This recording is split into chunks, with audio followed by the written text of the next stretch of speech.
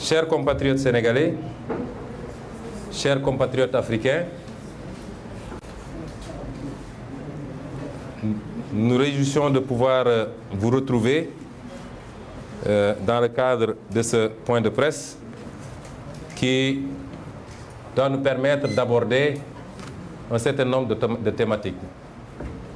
Vous savez très bien que c'est le premier point de presse que nous animons depuis pas mal de temps. L'essentiel de nos sorties médiatiques se faisait dans le cadre de la coalition Yewwi Askan Wi et quelques rares fois dans le cadre de l'intercoalition Yewwi Askan Wi Wallu Sénégal. Nous faisons ce point de presse évidemment que nous considérons important pour orienter ou réorienter un certain nombre de nos priorités et les partager avec nos militants, nos sympathisants de tous bords, le peuple sénégalais, mais également tous ceux qui, à travers l'Afrique, suivent, s'intéressent à ce que nous faisons et encouragent tous les jours.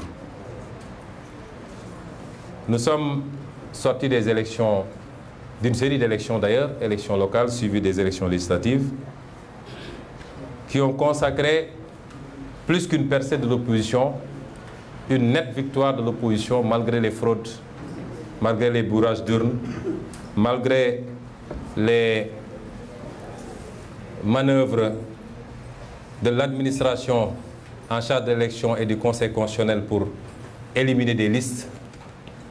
Malgré tout cela, il est unanimement reconnu que l'opposition a nettement et largement gagné ces deux élections. Nous en rendons grâce à Dieu et nous remercions le peuple sénégalais pour cette confiance placée à notre action. Mais il faut savoir avancer dans les deux sens. S'il s'agit d'élections stricto sensu, on a fermé la double page électorale des locales et des législatives. Évidemment, il nous faut gérer les conséquences de ces élections. Mais s'il faut parler d'élections stricto sensu, il nous faut nous orienter désormais vers l'étape cruciale, extrêmement importante, de l'élection présidentielle de février 2024. Il faut gérer, c'est vrai, les conséquences des élections passées. Et c'est pourquoi nous avons décidé de lancer le réseau des élus locaux de l'opposition, le REL, qui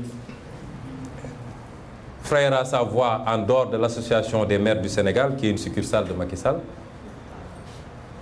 Nous allons, dans les tout prochains jours, mettre en place ce réseau. Nous sommes juste en train de terminer les derniers réglages. Mais également, nous allons organiser des séances, en principe à partir du 25 à venir, des séances de formation et de concertation avec l'ensemble de nos députés pour les préparer à aborder la législature à venir. Nous avons beaucoup travaillé à identifier énormément de projets de loi dans tous les segments, dans tous les domaines, qui seront déposés sur la table de l'Assemblée nationale dès que l'Assemblée sera installée, compte tenu de la session budgétaire qui va démarrer immédiatement après l'installation de l'Assemblée d'ailleurs. Nous avons également identifié un certain nombre de scandales sur lesquels il faudra impérativement exiger la mise en place de commissions d'enquête parlementaires. Personnellement, j'ai beaucoup travaillé lors des 5 années passées en tant que député. Tout ce que vous voyez, c'est des questions écrites au gouvernement sur toutes les thématiques. On a tantôt parlé, en tout cas ces derniers temps, du scandale de la Poste. J'ai ici la question écrite que j'avais adressée au gouvernement et les réponses, très insuffisantes d'ailleurs, qui m'ont été adressées. Nous voulons que nos députés continuent ce travail, l'améliorent et nous serons là pour travailler tous les jours avec eux pour que les Sénégalais sachent enfin à quoi peut servir une Assemblée nationale. C'est l'engagement que nous avions pris lorsque nous sillonnions le Sénégal pour faire campagne. Et cet engagement, nous allons le tenir, s'il plaît à Dieu. Nous sommes sortis de ces élections avec le constat d'une fraude massive pour arriver à une majorité à un député, c'est-à-dire une non-majorité. Parce qu'une majorité, un pays ne peut pas fonder son équilibre sur un député. C'est illusoire, c'est de l'utopie. Même une majorité de 10 députés n'est pas une majorité. Donc, cette Assemblée nationale sera l'Assemblée nationale, même si elle promet d'être probablement assez courte, mais elle promet d'être l'Assemblée nationale la plus intéressante que les Sénégalais auront à vivre.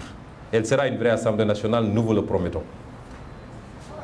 Nous sommes sortis de ces élections en prenant la décision de ne pas introduire un recours devant le Conseil constitutionnel.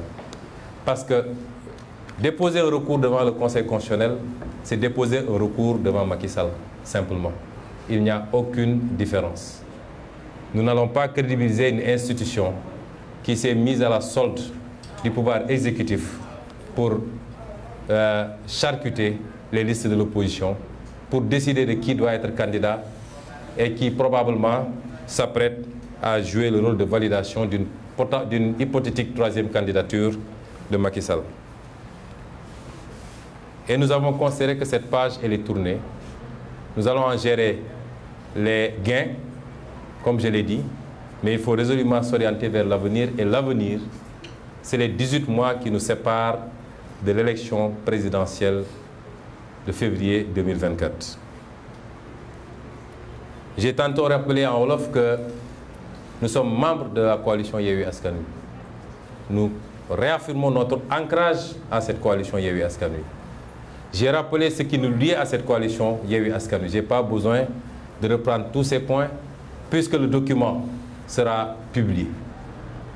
J'ai rappelé également que nous sommes membres de l'intercoalition Yewwi Wallu qui est majoritaire sociologiquement, politiquement et électoralement dans ce pays. Et nous continuerons à être un membre très actif et fidèle aux engagements que nous avons pris. J'ai rappelé tantôt les engagements que nous avons pris. En quoi ces engagements nous lient et quelles sont les plages de liberté laissées à chacun des membres de cette coalition par rapport à la définition de ces stratégies et aux options à faire sur le plan politique. Mais nous ouvrons une nouvelle page qui n'a jamais été fermée en réalité, mais qui va prendre le dessus sur toutes les autres, c'est-à-dire, je le rappelle encore, les 18 mois qui nous séparent du départ de Macky Sall de la tête de la présidence de la République du Sénégal. Chers compatriotes, chers amis africains, je veux vous dire que ces 18 mois ne seront pas de tout repos. Ces 18 mois seront extrêmement chargés.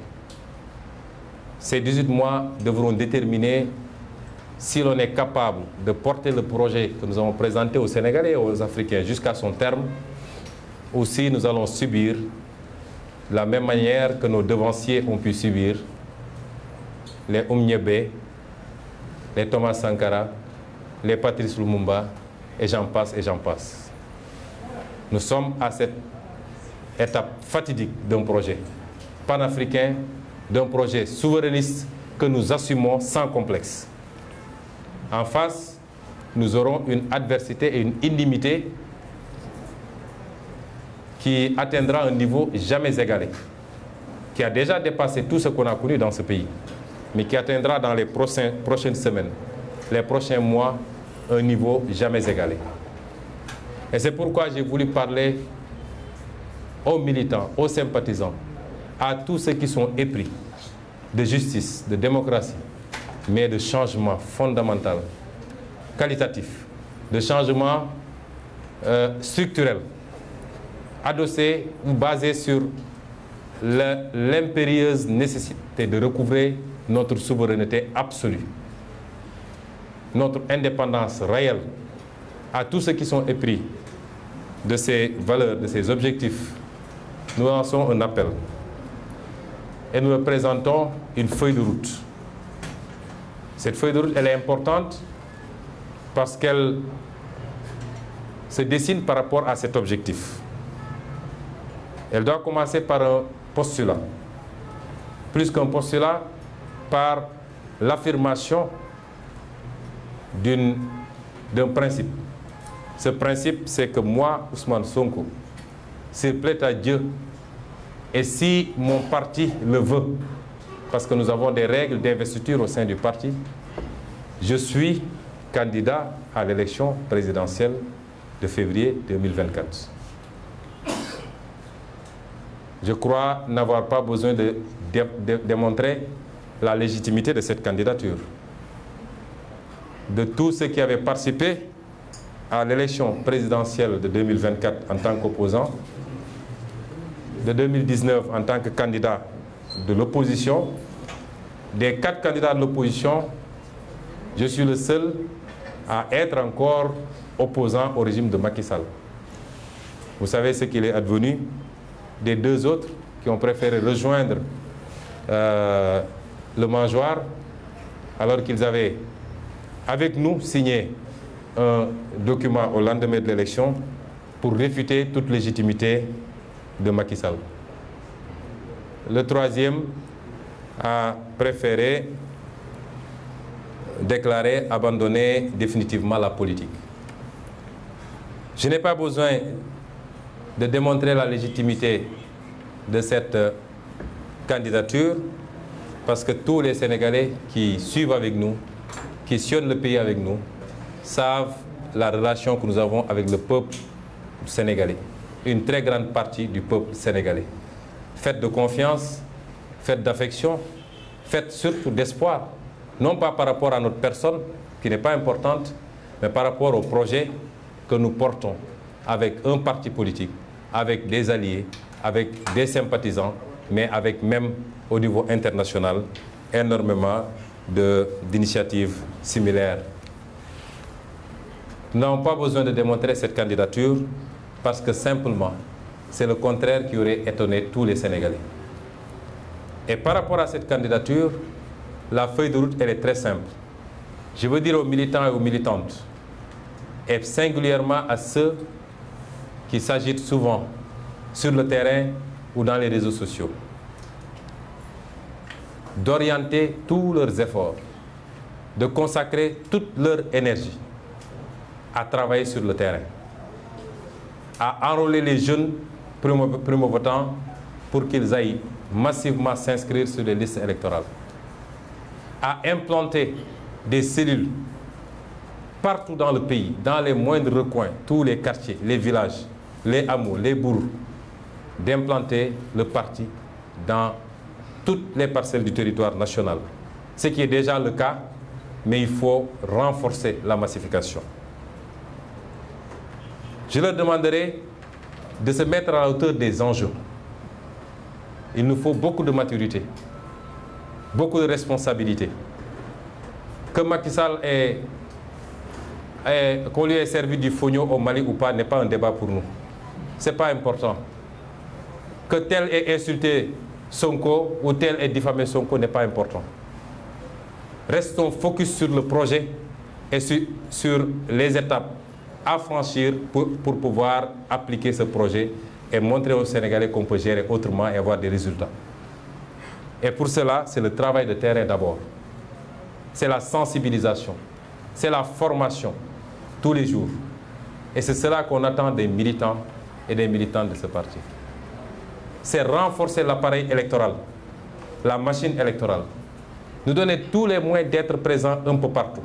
Parce que vous savez bien que ce qui s'est passé dans le Fouta, c'est parce qu'on n'a pas pu être présent dans les bureaux de vote, dans la majorité des bureaux de vote, parce que nos représentants ont été soit menacés, soit corrompus.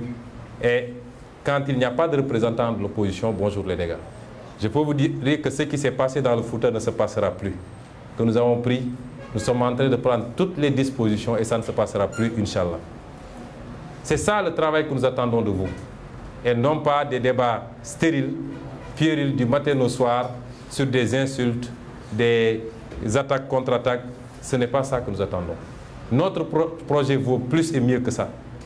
Notre projet est un projet, j'allais dire, spirituel même. Il faut que les gens le comprennent comme ça. Nous ne faisons pas de la politique pour des positionnements ou pour de l'argent qu'on doit avoir.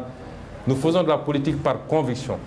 Et parce que, en tant que croyants, musulmans, catholiques,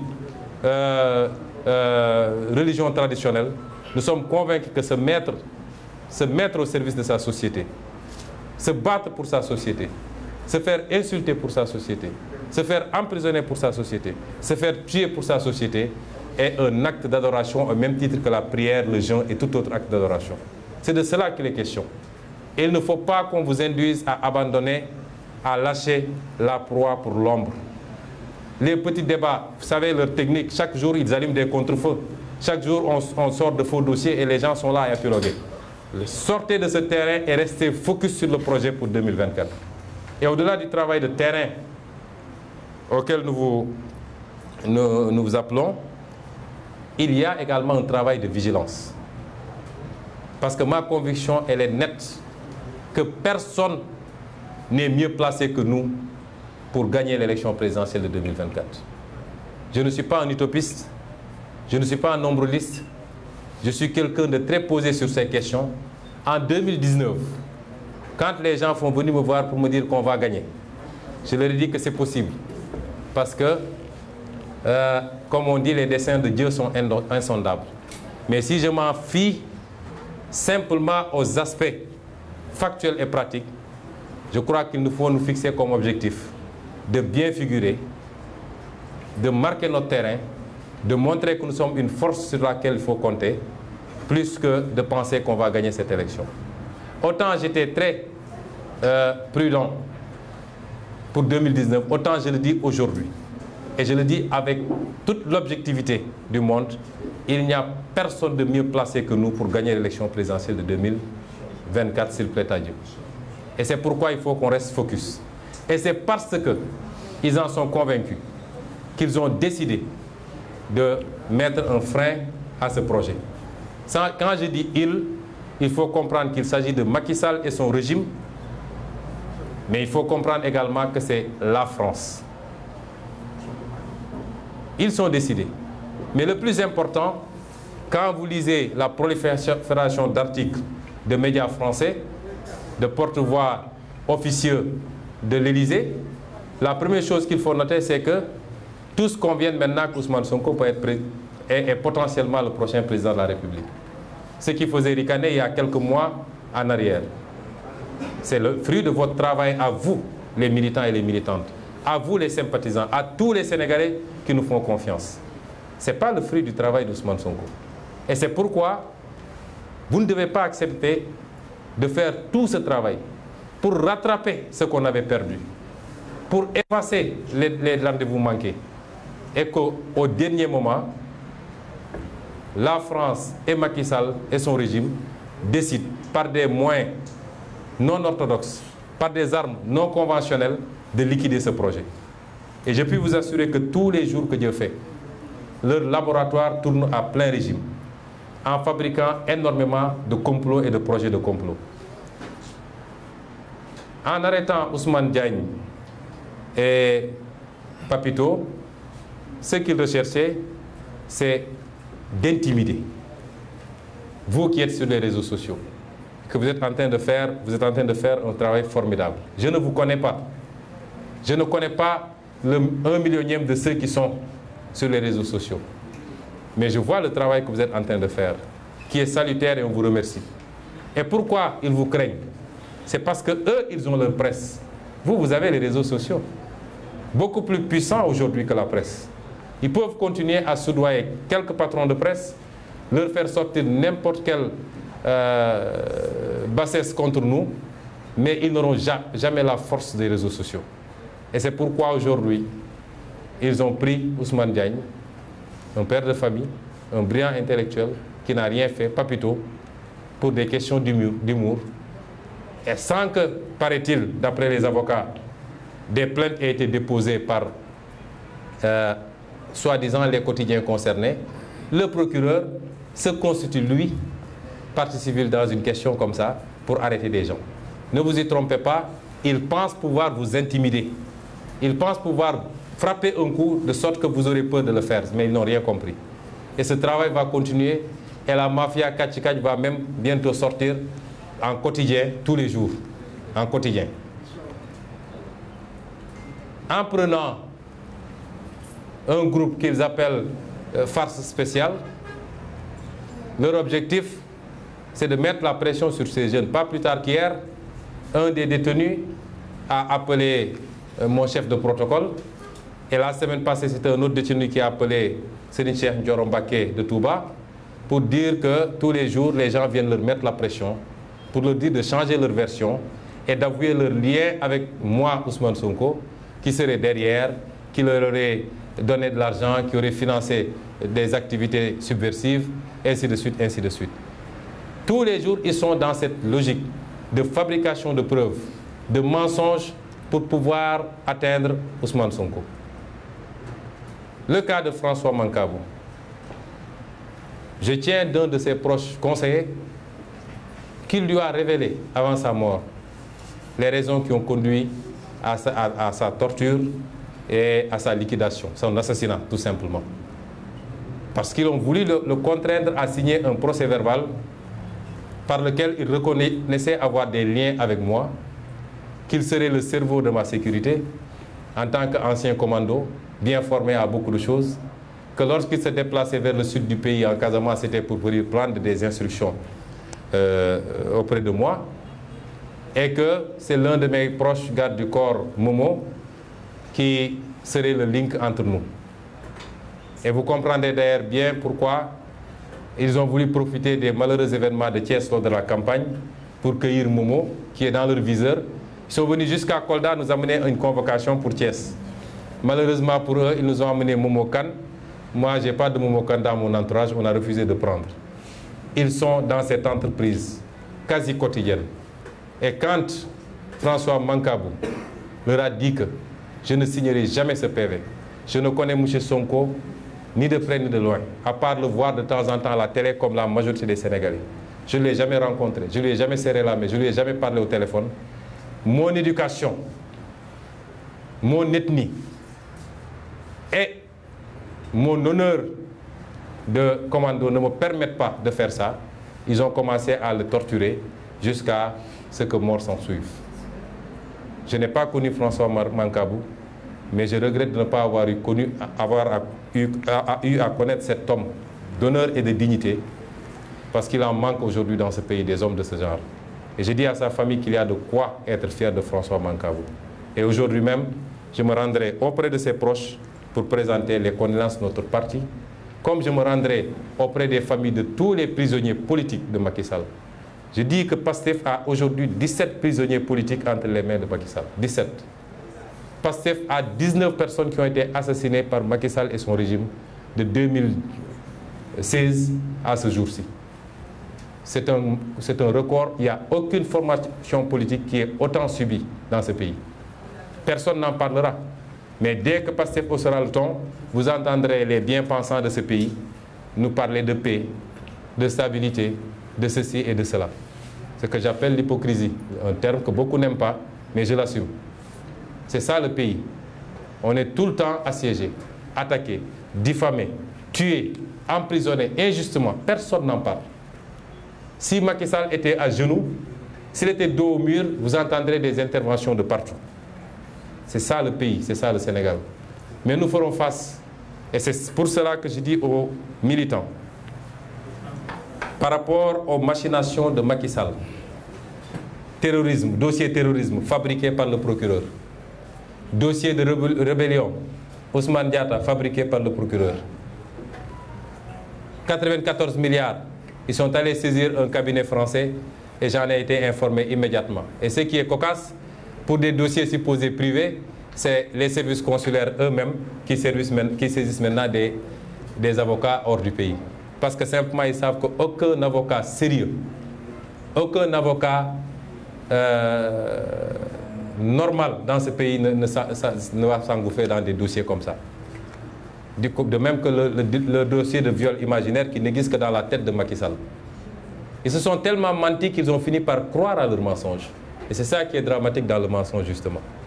Et c'est pourquoi, avec le soutien de la France, parce que quand des organes français s'intéressent d'aussi près à la politique sénégalaise, Jeune Afrique, succursale déguisée de la France, Le Monde, France 24, RFI, tous les jours maintenant c'est le Sénégal, c'est du Ousmane Sonko à gauche à droite, dépeint comme un dangereux homme politique qui est contre les intérêts étrangers occidentaux, qui aurait des accointances avec des terroristes de je ne sais où, qui veut brûler le pays. Et vous voyez le dernier article qui a été publié, on me dit que c'est le Monde quotidien. Mais il y avait le Monde diplomatique qui était venu faire son reportage sur la supposée affaire de viol. Mais, qu'on me dise aujourd'hui que tous ces organes s'intéressent à ce que nous faisons, le premier constat, c'est que tous, je l'ai dit tantôt, admettent désormais que nous sommes un présidentiable crédible, sérieux et qui a des chances de passer. Mais la deuxième chose qui est tout aussi importante, et je l'ai dit et redit, la dernière fois j'avais dit à la France de lever son coude de notre cou. Ça a trop duré. Des siècles d'esclavage, des décennies de colonisation et des décennies de néocolonisation. Vous ne voyez ça qu'en Afrique dite francophone. Les pays qui ont été colonisés par les anglophones ne vivent pas ce problème-là. Il est temps que cela cesse. La France doit avoir la dignité de l'Allemagne, qui ne repose sur aucune colonie et qui est la première puissance économique de l'Europe. Elle doit avoir la dignité de la Norvège, du Danemark, de toutes les autres puissances, pays européens. Elle doit avoir la dignité de voler de ses propres ailes enfin et de continuer de sucer le sang de ses ex-colonies. Si c'est ça, ne pas aimer la France, je ne l'aime pas. Et ce discours n'est pas dirigé contre le peuple français. Il est entendu, écouté, mais il est dit surtout par beaucoup d'acteurs politiques, d'intellectuels, d'universitaires en France. Il est dit par une bonne partie du peuple français. Ce n'est pas un antagonisme entre nous et le peuple français, il faut qu'on se comprenne bien. Nous avons initié des contacts très poussés avec une partie de la classe politique française. Nous discutons. À la veille des élections législatives, nos staffs respectifs se sont rencontrés à Paris, ont discuté, ont sorti des communiqués conjoints. Nous n'avons pas un problème global avec la France. Mais nous tenons et nous défendrons notre souveraineté. Ce qui est en jeu et qui fait que la France s'agite, au point que dans certaines interventions, on essaie d'établir des liens entre nous et M. Vladimir Poutine. Je tiens à dire que nous n'avons de lien avec aucune puissance étrangère à ce jour. Aucune. Nous n'avons rencontré ou parlé à aucune puissance étrangère à ce jour. Nous ne sommes pas dans cette logique. Dans notre entendement, il n'est pas question de casser une domination pour tomber sur une autre domination. Aujourd'hui, il y a des puissances montantes qui interviennent ici au Sénégal et qui ont des pratiques beaucoup plus nocives que les pratiques françaises, qui viennent nous imposer leurs entreprises, jusqu'à la sous-traitance, qui refusent même que des entreprises sénégalaises sous-traitent, qui ne consomment même pas ce qu'on produit au Sénégal. Tout est importé de chez eux. Ces puissances-là sont beaucoup plus nocives dans la forme de coopération que la France même. Dans notre entendement, il ne s'agit pas d'échanger une domination contre une autre. Il s'agit d'assumer une souveraineté totale, absolue, et de collaborer avec tout le monde dans un sens bien compris de gagnant-gagnant. La France sera un partenaire si elle le désire, mais pas dans les conditions actuelles. La Chine, les États-Unis, tout le monde. Je serais heureux de rencontrer M. Vladimir Poutine, parce que je suis un homme libre dans un pays libre. J'irai rencontrer M. Poutine si ça devenait possible. Comme je serais heureux de rencontrer M. Biden, de rencontrer le président Buhari, de rencontrer Ramaphosa et tout autre président de la République. Nous n'avons pas de complexe par rapport à ça. Mais c'est dire simplement que ce système, beaucoup de gens ont beaucoup parlé de la notion de système. On ne l'abandonnera jamais. Parce qu'un système, simplement, la définition la plus simple, c'est l'interaction d'un certain nombre d'éléments par rapport à des objectifs et par rapport à des intérêts. Et le système dont je parle ne s'est jamais senti autant menacé, n'a jamais senti la rupture aussi proche. Et parce que ailleurs en Afrique francophone, et je me permets de féliciter nos frères maliens, de leur dire qu'ils font notre fierté, de les encourager à rester dans ce siège, d'encourager le président Assimi Goïta, parce qu'il n'a pas perdu la face. C'est ceux qui voulaient l'humilier qui aujourd'hui sont obligés d'aller à Bamako manger du fognon. Donc il n'a pas à rougir. Et nous lui disons que nous l'encourageons et qu'il doit continuer à rester très proche de son peuple. Parce qu'en politique, il n'y a que cette réalité. Il faut faire de la politique pour son peuple. Qu'il ne se détourne jamais de cet objectif. Qu'il ne se laisse jamais embrigader dans des discours politiciens où on va lui dire que c'est toi qui es là, tu es le tout-puissant, qu'il reste collé aux intérêts de son peuple. Ils gagneront cette guerre contre la gangrène djihadiste par la grâce de Dieu et par les efforts des Maliens et par les efforts de tous les Africains. Si ce problème n'est pas réglé jusqu'en 2024, nous avons vu que Macky Sall a rapatrié les quelques éléments sénégalais qui étaient là-bas. Puisqu'ils n'étaient pas là-bas en tant que Sénégalais, ils étaient là-bas parce que la France lui avait demandé d'amener des troupes. Mais si ce problème n'est pas réglé jusqu'en 2024, si nous sommes élus président de la République, nous dépêcherons des troupes pour soutenir nos frères maliens et en finir avec cette gangrène. Qu'ils tiennent bon et qu'ils restent dans la dignité qu'on connaît. La dignité qui a été professée dans la charte du Manden, celle qui a été professée dans la déclaration de Thierno Souleymane Baal, document que nous avons tous oublié au profit de la Déclaration universelle des droits de l'homme de la France. Et c'est pourquoi j'appelle les uns et les autres, j'appelle les citoyens, j'appelle les militants et les militantes à être vigilants, à se préparer. Parce que le camp d'en face ne lâchera pas. Ils ont fomenté un ensemble de dossiers. Parce que leur objectif, ce n'est pas d'emprisonner Ousmane Sonko. Parce qu'ils savent qu'Ousmane Sonko, à l'intérieur d'une geôle, est beaucoup plus difficile à gérer qu'à l'extérieur.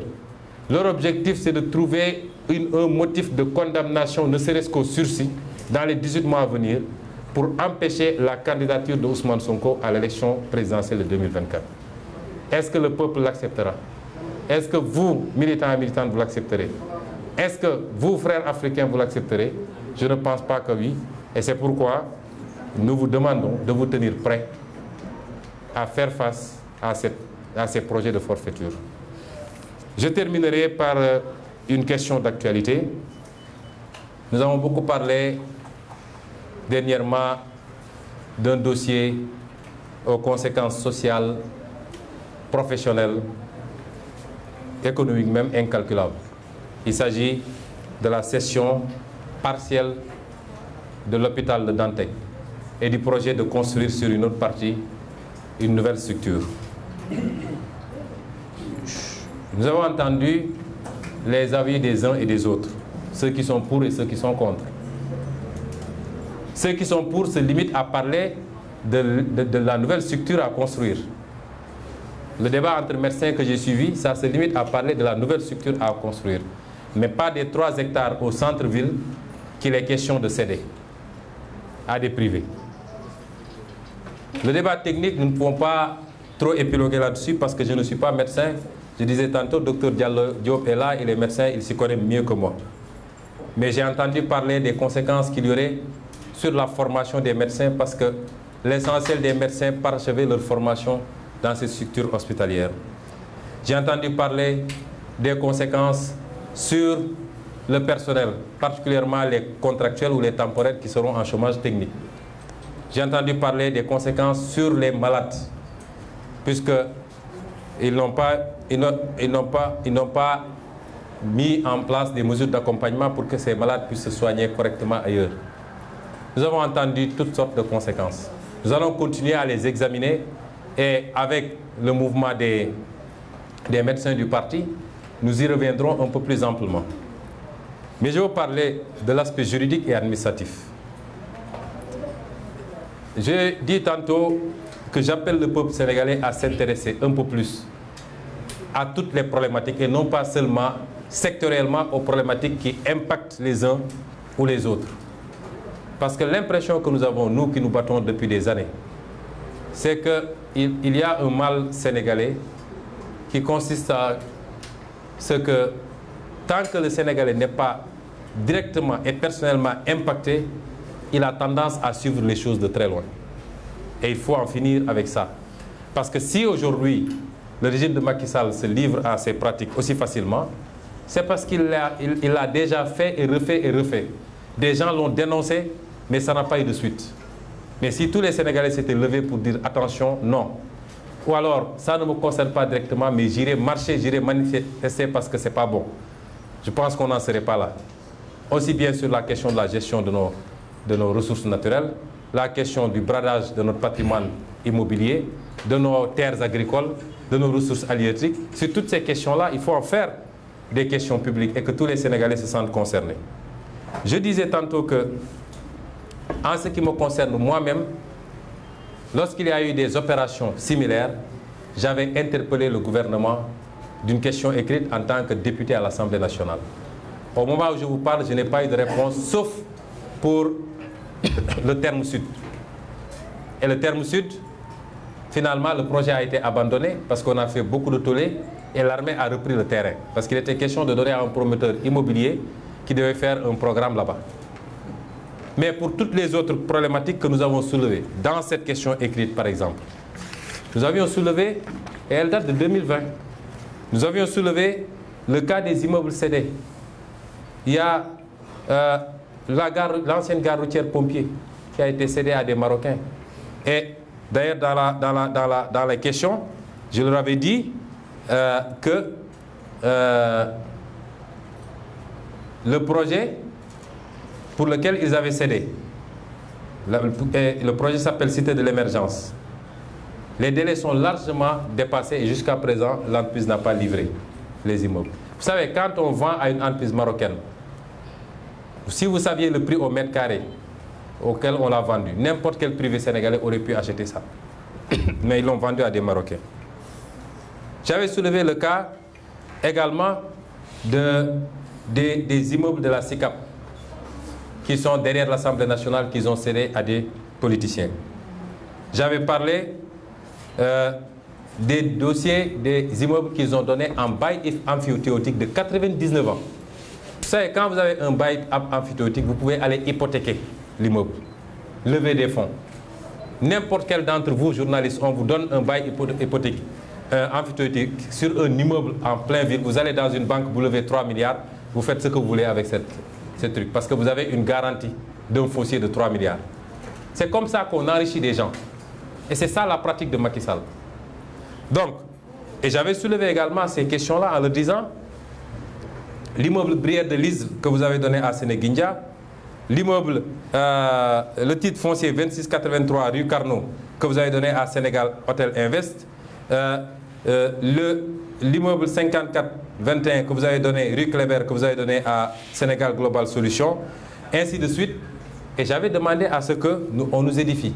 Parce que j'avais rappelé dans la lettre que l'article 42 de la loi 76-66 du 2 juillet 1976 portant Code du domaine de l'État dispose que lorsqu'il y a du bâti sur un terrain de l'État, cet immeuble ne peut être vendu que sur autorisation de l'Assemblée nationale qui doit voter une loi.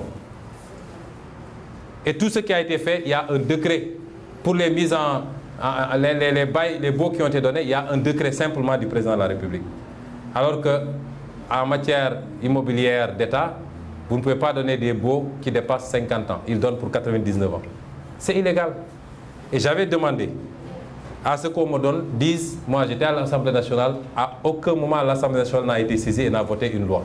J'ai demandé si cette loi existe, ils n'ont qu'à me la produire. Jusqu'à présent, je n'ai pas eu de réponse. J'avais demandé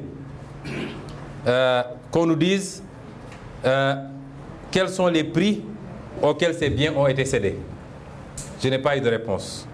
J'avais demandé est-ce que les autres formalités prévues par la loi ont été respectées, notamment la publicité, l'adjudication, la conclusion de l'opération de cession par le gouverneur et l'établissement de l'acte par le directeur des domaines. Je n'ai pas eu de réponse parce que ça n'a jamais été fait. Et c'est ce qui est repris aujourd'hui avec l'hôpital Le Dantec. Et c'est pourquoi j'ai dit sur ces aspects juridiques et techniques. Nous allons demander d'ailleurs, dès l'installation de l'Assemblée nationale, à ce que nos groupes parlementaires reprennent ce dossier. Comme tant d'autres dossiers sur lesquels on avait fait des questions écrites. La lumière sera faite. C'est pourquoi je vous dis que cette Assemblée nationale sera différente. Et pour le cas spécifique de Dantec, comme pour tous ces cas, la seule assurance que je peux donner, c'est que tous ceux qui ont vendangé, cédé des immeubles de l'État en violation de la loi répondront devant cette loi le moment venu. On va voir déjà ce qu'on peut faire à partir de l'Assemblée nationale. Mais ce que je peux dire aussi, et je l'adresse aux investisseurs, nous voulons bien que les gens viennent investir. Nous le voulons, mais dans le respect de la loi et des règles établies librement par les Sénégalais à travers l'Assemblée nationale. Toute acquisition qui aura été faite en violation de la loi, même si vous y construisez des gratte-ciel, seront annulées et restituées au peuple sénégalais au plus tard en 2024, s'il plaît à Dieu. C'est tout ce qu'on peut dire pour le moment sur ces questions-là, et Dantec en fait partie. Chers amis, nous avons été longs, mais les thèmes abordés étaient également nombreux, et ce genre d'exercices seront de plus en plus rares. Nous vous remercions d'avoir été patients, de nous avoir écoutés, et éventuellement, s'il y a 2 ou 3 questions, nous sommes prêts à y répondre, sinon nous libérons les journalistes. Je n'ai pas eu de discussion avec Maître Abdoulaye Wade. Nous ne travaillons pas de personne à personne. Il y a une coalition qui s'appelle Yewwi, qui a ses mandataires pour discuter. Il y a une coalition qui s'appelle Wallu, qui a également ses représentants pour discuter. À ce que je sache, ces 2 coalitions continuent à se réunir, travaillent ensemble, ont mis en place un comité scientifique qui réfléchit sur les options. Donc les spéculations d'une certaine presse ne nous concernent pas. Vous savez, chaque jour, un journaliste s'élèvera pour dire problème entre tel et tel, etc., sur commande d'ailleurs. Ce que je peux vous dire, c'est que le comité scientifique qui a été mis en place a commencé à travailler pour déterminer comment on va aborder cette Assemblée nationale-là, comment on va réunir tous nos députés pour les séances de formation. Est-ce qu'on peut mettre en place même le réseau des élus locaux ensemble avec tous les élus des 2 coalitions? Jusqu'au moment où je vous parle, c'est là où j'en suis en termes d'information. Peut-être que vous êtes dans le secret de Dieu et que vous avez plus d'informations que moi. Mon parti le décidera si on est allé trop vite en besogne. Non, vous savez, n'importe quel membre du parti est libre à cette étape de dire « je suis candidat ». Est-ce qu'il sera le candidat définitif? Le moment venu, on le tranchera. Donc déclarer une candidature n'est pas un problème. Ce qui va venir après dépend de Dieu. On peut avoir d'autres solutions plus opérationnelles, on ne sait pas. Peut-être même dans le cadre de la coalition. Là où j'en suis, je dis que moi, Ousmane Sonko, je suis candidat et je vais entamer une tournée nationale en tant que telle pour aller sillonner le Sénégal des profondeurs et parler aux Sénégalais. Donc ce n'est pas antagonique.